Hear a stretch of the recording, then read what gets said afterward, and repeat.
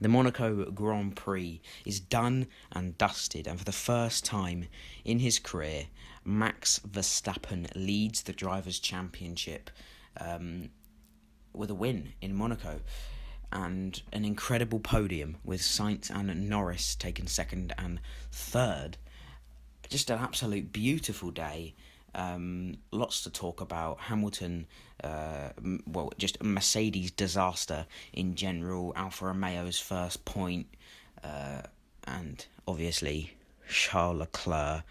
Absolutely heartbreaking weekend, and we'll get to all of those things. But this is Monaco, in my opinion.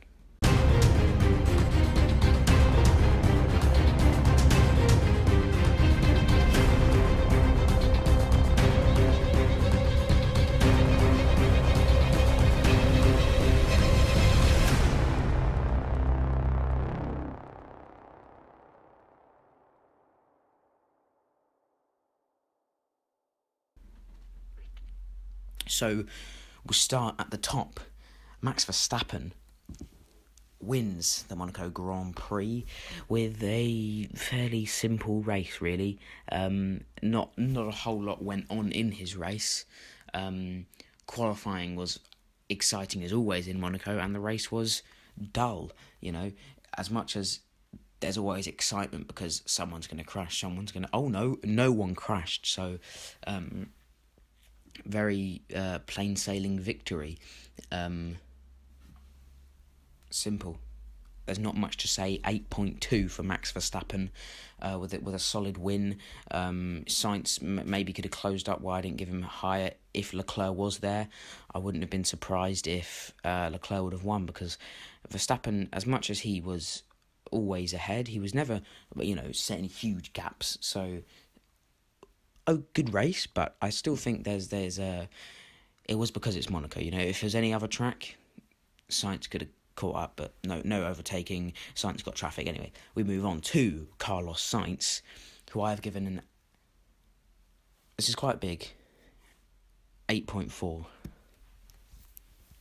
I know it's high, but when you look at how he was quite close to Verstappen, actually getting in a faster than him, setting 2 tenths, 3 tenths faster. Then he got caught in traffic. Perez was ahead for the bit before he pitted, and they could kind of just counteract everything he did, and it was just very then easy for Red Bull to secure the win. Until then, Sainz could have won the race. I'm not saying that he would have if that hadn't have happened, because it's impossible to overtake, but he had the speed. And in a Ferrari that, yes, was quick, I still don't think it was as quick as the Red Bull, and Leclerc did put it on pole, but Sainz also qualified 4th. Pretty decent, considering he doesn't normally have a car that can do that. Leclerc's got experience in a race-winning car, so you would have to say that I wouldn't have expected Sainz to do that. And if Leclerc hadn't have crashed, it did look like Sainz was on a fast lap, so he probably could have gone for pole or at least the front row. Very good weekend for Carlos Sainz, picking up second joint best result in his career, and first podium for Ferrari. It's an 8.4. We move on to the lovely liveried McLaren of Lando Norris. I was trying to figure out, that was quite a tongue twister there. Lovely liveried McLaren of Lando Norris. I should be a poet. But 8.1 for Lando.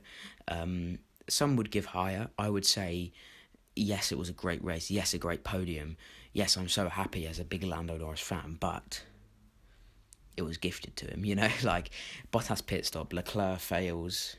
It was gifted to him. It doesn't mean he doesn't have it. It doesn't mean it wasn't earned. Holding off Perez for all those laps near the end. I think it was like 30 laps he held him off. So incredible to defend. But, in Monaco, my grandma could defend. So I really don't think defending in Monaco is a huge achievement. But still, third, 8.1. Great result. But I can't give it a super high because he qualified 5th, which is also extremely good.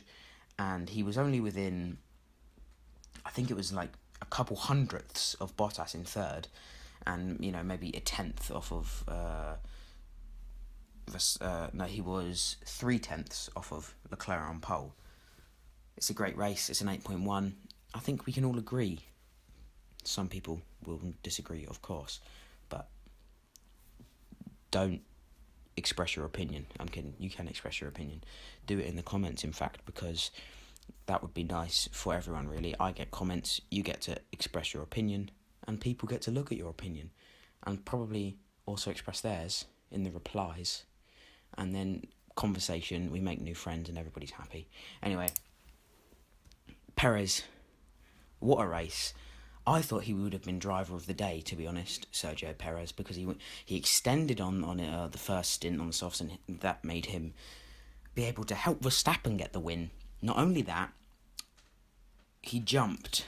How much did he jump? He jumped Hamilton, he jumped Gasly, and he jumped Vettel, all in the pits, to give himself an outstanding P4 in a race where he needs to qualify better, yes, but once the qualifying comes, this man's going to be getting podiums. This man's going to be probably beating Bottas if he really gets in the groove of that Red Bull.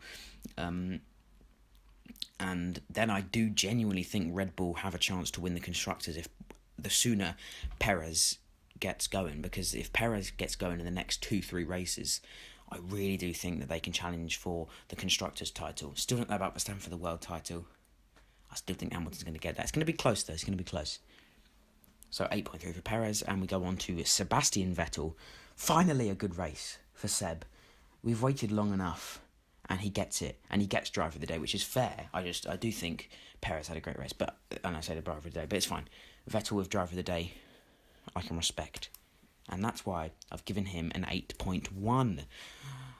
Fifth, whole heap of points. About, if you want to get a specific amount of points, he got 10 points. I need to check that because I thought he got, and he said 8, but he did it. 10 points. Huge points for him. And that's just going to really help, because Aston Martin have been poor. There's no denying it. The car is not the car that we thought they would have. So at least Seb is maybe getting into grooves with the car. He's still only 11th in the driver's standings, because that's his first bunch of points. He now goes ahead of Stroll, though, to be fair. And it's just an all-round perfect weekend, really. He qualified. Where did he qualify? I believe it was in 8th. That's it. I nearly said 6th. No, 8th. He qualified at 8th, finished in 5th. Obviously getting the jump on Hamilton, Stroll. Let's talk about that for a second, because, great move. Literally the only bit of action we had in the entire race. Maybe one of the only overtakes, apart from maybe the Hasses at the beginning and stuff. 2, maybe 3 wide, nearly. Not 3 wide, but there was 2 wide and then Hamilton behind. Going up the hill, going, around the casino section. And we're about, oh, so exciting. And then the race directors go, no, look at this. Lance Stroll nearly hit the wall. You need to look at this. Look, nearly hit the wall. Isn't that nice? And I was just like, I was absolutely bewildered as to how they had switched to a shot of Lance Stroll having a wobble. It wasn't even a crash. He had a wobble when we have a 2 wide in Monaco. And I was just, oh my God. And if you didn't know, it's not the same people who do the race directing as all the other F1 races. It is its own. Monaco have their own team who do it, who do the directing of the TV footage and all of that, and picking what gets shown. And yeah, die. Well, maybe a bit harsh. Quit your job, please, because that was shocking. And I've seen it after now through Instagrams and what, but yeah, pretty annoying that we didn't see that. Is it even? They went to a replay of it. I was like, okay, here we're gonna see it now. Whatever. Oh no, Perez is having this pit stop. He's not even a leading car. He was in 8th or something. Or he was expected to come, but he didn't. I understand that he got into 4th, big undercut, but also, can we please see the 2 wide? No, we can't. We don't deserve it, apparently. It's raucous behaviour from the TV directors, to be honest with you. But, yeah. Anyway, basically sack the Monaco directors, because I'm not having it. That was disgusting behaviour. But yeah, Vettel 8.1. Then we go to Pierre Gasly, who had an interesting weekend. Puts his car in a decent position going into the race, qualifying in 6th. I thought, it could be a top 5 finish if one of the top cars go out. There's always collisions, there's always exciting stuff. Gasly's in a good position, along with Norris and Sainz, that kind of area. If he can hold off Hamilton, then that's going to be absolutely ideal for his race, which he did. He did hold off Hamilton very nicely. Shame he got jumped by Vettel and Perez. At least Leclerc and Bottas got out of the way for him, so he basically kept the same position. But that's why I gave him a 7.9, because if Leclerc and Bottas didn't go out, then he only would have been 8th. But we don't want to talk about that. Lewis Hamilton. Oh God, it was a real weekend of ups and downs. Take away the ups. That's how I would describe Mercedes' weekend. So Lewis Hamilton 7.8. Oh my! The thing is, he in his radios, he was getting so whingy, and I understand why he was getting whingy, because his strategy was absolutely shocking. He asked to go long, and they didn't give him the opportunity to extend the tyres. So, well, he extended them, but then they brought him in, and he was just like, "What's going on?" Which is fair, but also you qualified in like 8th or 7th.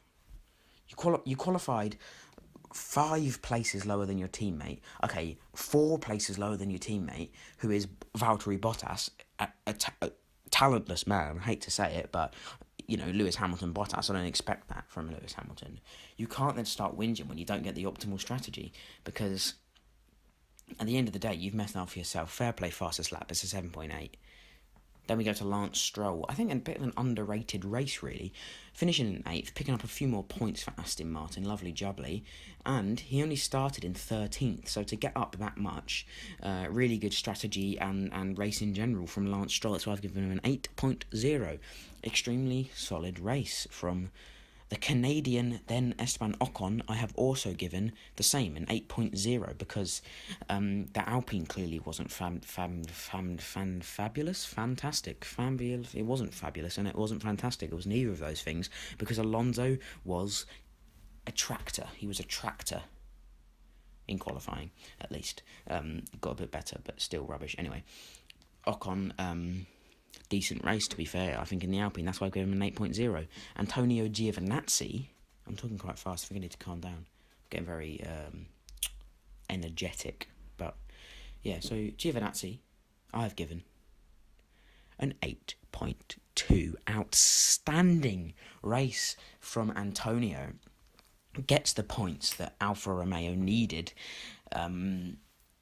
It makes me think that they will beat Williams. At the beginning I was thinking, hang about. Williams could have a little bit of fun here. No, they can't. I don't think they will. The Williams car, I thought, would be faster. It's not that much faster. Sad for Russell and Latifi, but hey, I'm not even talking about them. It's Ocon I'm focused on, and he got 2 points, and he is epic. Woohoo. Well, I wasn't even talking about Ocon. I was talking about Giovinazzi. I've absolutely lost it. But the brain cells are leaving by the minute. Anyway, Kimi Raikkonen, 8.0, 11th place, qualified well low down. I think 16th.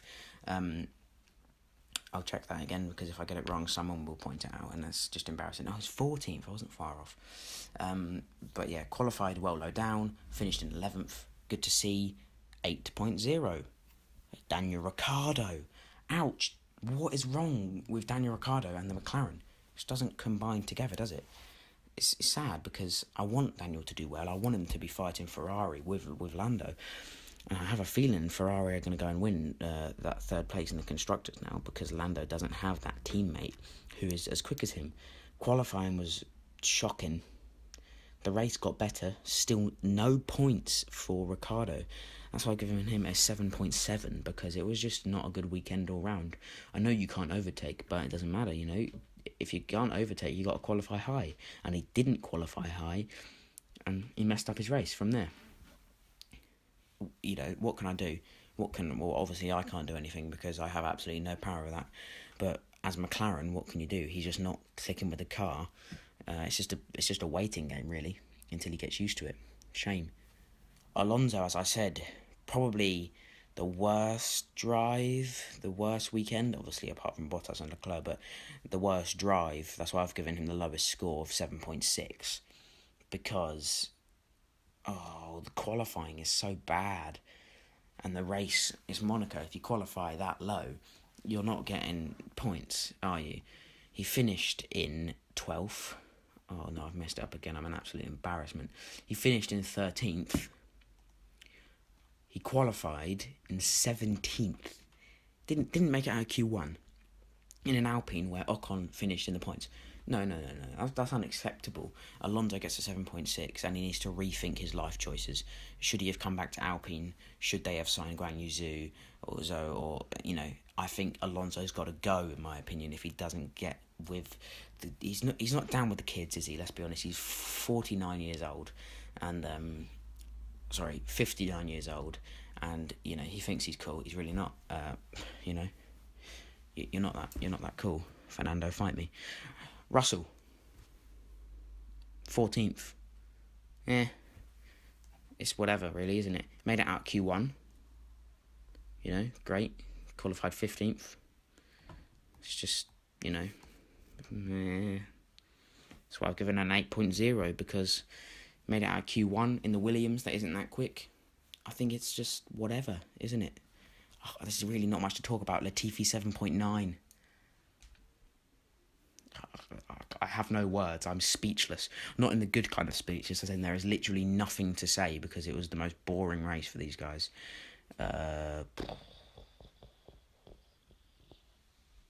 Yeah. Good race, Nicholas. Nice one. Sonoda. What went wrong? Bahrain, he was an absolute rocket ship. Oh, thank you, car. That's good timing. He was an absolute rocket ship in Bahrain. Imola, prefer not to talk. Then Portugal, prefer not to talk. Spain, that was his engine. Or not the engine, just the whole car. Just that was the car shutting off, if you wanted to know.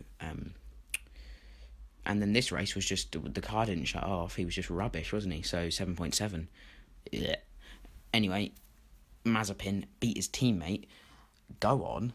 Not that I support him in any way, but, if he's actually going to do good on track, fair play. And, it wasn't great, though I've seen better performances, but finishing in 17th. 7.9 for Nikita. Did I say that Tsunoda got a 7.7? Maybe I didn't. Whoops. Anyway, that's what he got. Mazepin 7.9 because he beat his teammate, really is the only thing I can think about. And he wasn't too far off Latifi in qualifying, only like a couple tenths, I think, maybe like 6. So, decent. Yeah, not double decent. I nearly said double decent, but it's not double, it's just singular decent. Schumacher, poor weekend, 7.7, because I know he had the engine problem, but it wouldn't have been a problem if he hadn't have messed it up in qualifying, and then he wouldn't have had to qualify. He would have been ahead Mazepin from the start. Maybe he could have even jumped someone else from the start, but no, he didn't. Messed up qualifying, messed up his race. Then we go on to the 2 retired cars, who normally get the lowest scores, but they don't actually have very low scores, because Valtteri Bottas genuinely did a good job qualifying, smashed Lewis by 4 places, and he was looking like, he's gonna absolutely have second place here after Leclerc's gone out as well. Go on, Valtteri. I'm all behind the Valtteri train. Let's all get in a sauna naked with him, because that's what he does, doesn't he, in his spare time? If someone hasn't watched Drive to Survive, that's just going to sound incredibly wrong, but yeah, I think we should all definitely do that one day. It sounds like a plan, but I've given him an 8.0 because at the end of the day, if his nut wouldn't have come off, oh god, that doesn't sound good. If his wheel nut didn't come off, when they put the wheel gun on the tyre and then there's the nut, that's what it's called, there's the scientific name, so that's why, but it wouldn't come off. I'm pretty sure it's like a day later and the wheel still hasn't come off, which is absolutely hilarious. But an 8.0 because he puts it in a good quality position, would have got second. Nothing, you can't fault that from Valtteri Bottas. Charles Leclerc, oh my, sad times, heartbroken. That was what he said, and sad. It's just sadness, Oh, it would have been a win. It would have been a win for Charles in Monaco. But, well, I mean, maybe it wouldn't have been a win, but it would have been at least a podium, you got to assume. But no, the right drive shaft, or the left drive shaft, it didn't happen. It wasn't having it. Apparently it wasn't even related to his crash. I think surely it's related to the crashes. Big coincidence, but hey, 8.1 because he smacked it on pole, and I feel bad, so he's definitely been given a few sympathy points, but I don't think anyone's disagreeing that he deserves them. Yeah.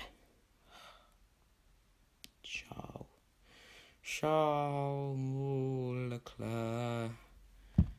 These are... I just want him to win in Monaco. I feel like that's a new challenge. But yeah, that is the entire grid.